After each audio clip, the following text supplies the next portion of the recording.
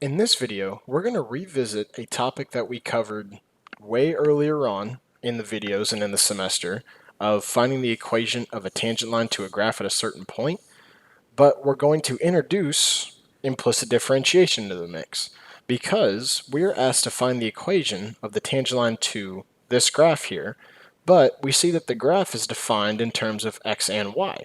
When we need to find the equation of a tangent line, the first thing we need to do is find the slope of that tangent line because we're already given a point, right? So we need to find the slope of that line, especially since the web work tells us to type it in mx plus b, which is slope-intercept form. So we really need slope.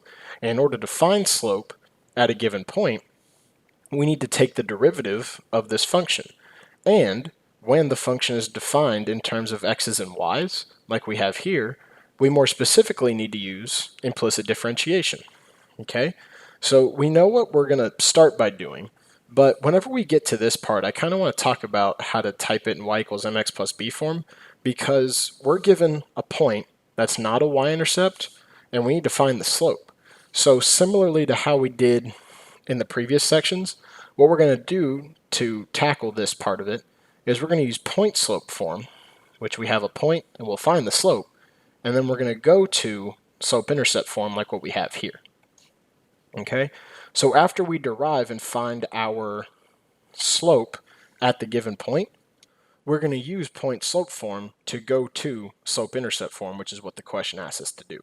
So in order to get to that point, we first have to derive this function that we have here, this equation of the graph. So what we're going to do is we're going to take the derivative with respect to x of both sides. So we have 7 halves x cubed plus 7 halves y cubed minus 7xy, so we're taking the derivative of that whole thing, equals the derivative with respect to x of 0. Let's take care of this trivial right side right off the bat. Derivative with respect to x of 0 is still 0. So now that we've taken care of the right side, let's look at the left side. So we see that we have this term plus this term minus this term. So what we can do is we can take the derivative with respect to x of each term individually and then add their derivatives together.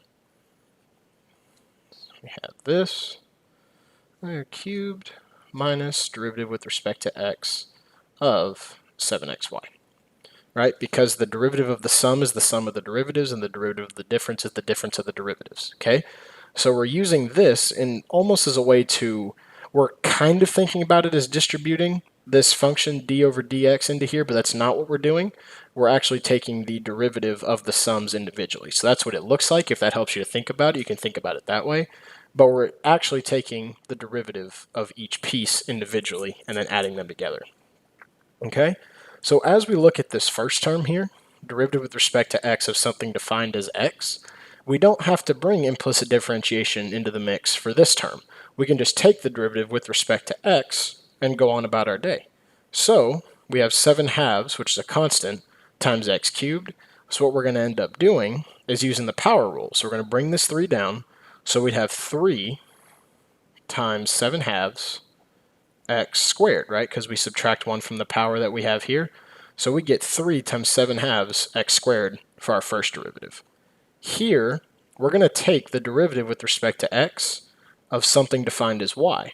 So again, we're going to need to recall using that Leibniz form that we looked at in the chain rules section of the homework, and using that to take the derivative here. And I'm going to take this 7 halves and put it in front of our derivative so we don't have to worry about that clouding what we need to do. So we have derivative with respect to x of, and that shouldn't have been extended, that was my fault, of y cubed. Okay, and I'm going to do the same kind of thing here where I'm going to take this constant multiple out and then take the derivative with respect to x of this term. So we know here we're going to need to use implicit differentiation, but then here we're going to take the derivative with respect to x of x times y. So kind of like what we looked at last video, we're going to have to use the product rule here. Because x is a function defined, we got to take the derivative of it with respect to x, but we also have to take the derivative of y with respect to x. So these are two functions being multiplied together, so we need to use the product rule. Okay, let's scroll down a little bit so we have some more room. So let's simplify this first term here. We have 3 times 7 halves x squared, so that becomes 21 over 2 x squared. And then we have adding 7 halves times, and this is where the Leibniz form is going to come into play. We're going to take the derivative of our function y cubed with respect to y, and then multiply that times the derivative of y with respect to x, using that special application of the chain rule, namely again Leibniz form, to take this derivative in terms of implicit differentiation. Okay, so we've got that squared away, but then now we have 7 times the derivative of x times y. But we know that in order to take the derivative of that, we got to use the product rule. So let's come over here and denote x as f and g as y. The derivative of x with respect to x is 1, right? And then g prime, we got to take the derivative with respect to x of y. So what this becomes is derivative of the function y with respect to y times dy over dx.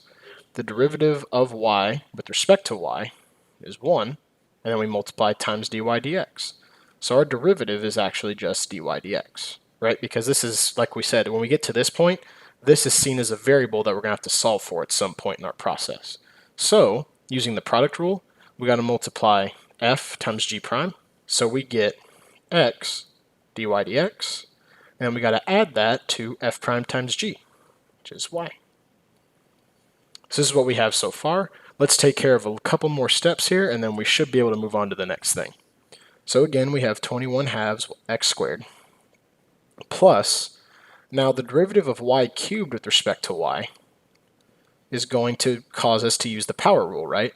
We got to take the derivative of this with respect to y, so we're going to use the power rule. So we have 3y squared, because we bring the 3 down, subtract 1 from the power, and then we have 3y squared, and then that shouldn't be as large as that was my fault. So we have 3y squared dy dx. Okay? And then we just took the derivative of this product rule, so let's distribute this 7 back into the mix here across this sum. So we have minus 7x dy dx minus 7y equals 0. So we're almost done. Only thing we got to do now is distribute, or multiply rather, 7 halves and 3y squared to get us fully simplified down to what we need to have. 21 halves x squared plus 21 halves y squared dy dx minus 7x dy dx minus 7y equals 0. At this point, we've simplified what we believe to be our derivative function here as intermingled terms of x and y in this form as far as we really can go. So what we're going to do, similarly to last video, is we're going to take any term that has a dy dx in it and move it to the other side of our equation. So what we're going to do is we're going to subtract 21 halves y squared dy dx, and then we're going to add 7x dy dx to both sides. When we do that, on the left side, all this is going to cancel out and go away, but we're going to need to move those to the other side as well.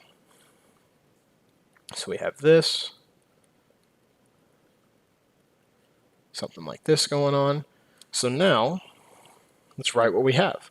So on the left side, what's left over for us is 21 halves x squared minus 7y, and this equals negative 21 halves y squared dy dx plus 7x dy dx.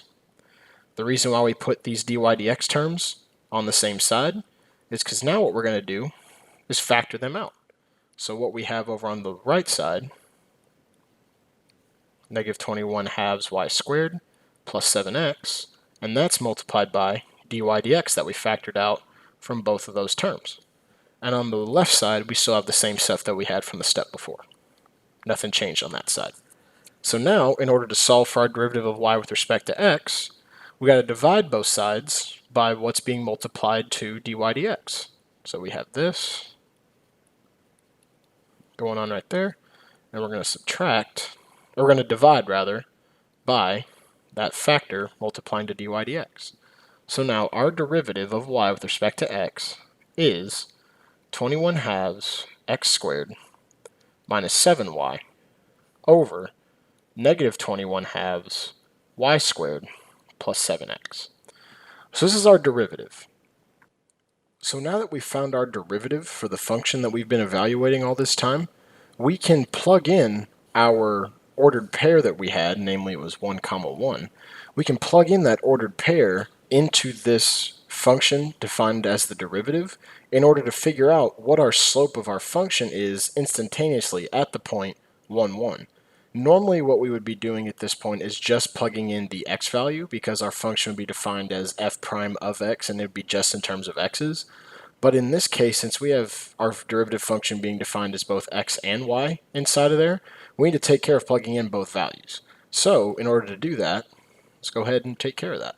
So we have dy dx evaluated at 1, 1, and that's just the standard notation of evaluating a derivative at a certain point like that. So then we have 21 halves times 1 squared minus 7 times 1 over negative 21 halves y squared, or 1 squared, my fault. Forgot that I was plugging stuff in there. So we have 1 squared plus 7 times 1. Okay, and this evaluates to 1 squared is 1, 21 halves times 1 is 21 halves, minus 7 times 1. So this becomes 7, and so does this. But in order to do 21 halves minus 7, we need to get a common denominator. So common denominator would be 2. So in order to put 7 over 2, we need to change that to 14 over 2. And then we have, again, the same thing happening in the bottom. 1 squared is 1, negative 21 halves times 1 is negative 21 halves. And then again, we're going to add by the same thing we just subtracted from up here because it's still going to be the common denominator of 2, and this evaluates to 7. So we get this going on. So now we look at what is 21 halves minus 14 halves? Well, that evaluates to be 7 halves. And then negative 21 halves plus 14 halves is going to give us negative 7 halves. So we have the same thing repeated in our numerator and denominator of our function. So when we divide them, we're going to get 1, but since this term here had a negative in front of it, it's going to be a negative 1. So what this means is that our derivative of our function at the point 1, 1 is negative 1. So this is the slope of our tangent line to the graph that we were given at the point 1, 1. So we now have a slope of our line right there. We have our point still, so let's plug this into point slope form. Point slope form, just jogging our memory real quick, y minus y1 equals m times x minus x1, where x1, y1 is our point, and m is our slope.